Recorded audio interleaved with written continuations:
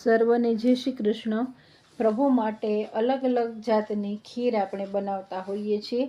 તો આજે આપણે જે બનાવવા જઈ રહ્યા છે એ સેવની ખીર બનાવવા જઈ રહ્યા છે। અને એના માટે પહેલાં આપણે પેન મૂકીશું અને પેનમાં આપણે જે સેવ છે, મેંદાના લોટની સેવ આવે છે, એને આપણે શેકીશું। આ સેવ શેકેલી તો હોય જ છે, પણ થોડું ઘી મૂકીને આપણે 2 જ મિનિટ આપણે એને શેકવાની છે અને ત્યારબાદ આપણે એમાં આગળની પ્રોસેસ જોઈશું। વૈષ્ણવો ઠાકોરજીને અલગ અલગ પ્રકારની ખીર ભોગમાં આવતી જ હોય છે। તો આજે આપણે આ સેવની ખીર બનાવવા જઈ રહ્યા છે। આ સેવ છે એ તમે જોઈ શકો છો કે રેડી શેકેલી જ સેવ છે। એને આપણે 2 જ મિનિટ માટે શેકીશું। સરસ એનો થોડો એવો કલર ચેન્જ થઈ જશે અને ઘીની સાથે એ સરસ મજાની ખીલી તૈયાર થઈ જશે। આ સ્ટેજ સુધી આપણે એને શેકવાની છે, વધારે આપણે શેકવાની નથી। ગેસની ફ્લેમ આપણે સ્લો રાખીશું અને બીજા ગેસ ઉપર સાથે આપણે દૂધ પણ ગરમ કરીને રાખ્યું છે, તો ઝટપટ આપણી આ ખીર તૈયાર થઈ જશે। તમે જોઈ શકો છો કે મેં સાથે ગરમ દૂધ એમાં ઉમેરી દીધું છે। તમારે જેટલા પ્રમાણમાં સેવ હોય એટલા પ્રમાણમાં દૂધ ઉમેરવાનું હોય છે। મેં અહીં 1 વાટકી સેવ લીધી હતી, તો 2 ગ્લાસ જેટલું હું અહીં દૂધ ઉમેરું છું અને સાથે સૂકા મેવા ઉમેરું છું।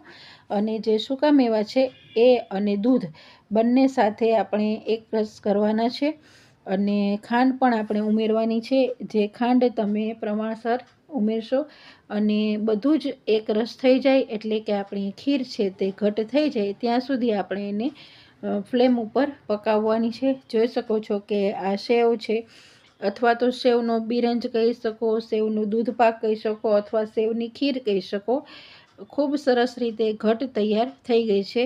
પ્રભુ યોગ્ય સામગ્રી આ તૈયાર થઈ ગઈ છે અને હવે જે ખાંડ છે એનું પાણી પણ બળી ગયું છે અને સરસ એવા દેખાવમાં પણ તૈયાર થઈ ગઈ છે।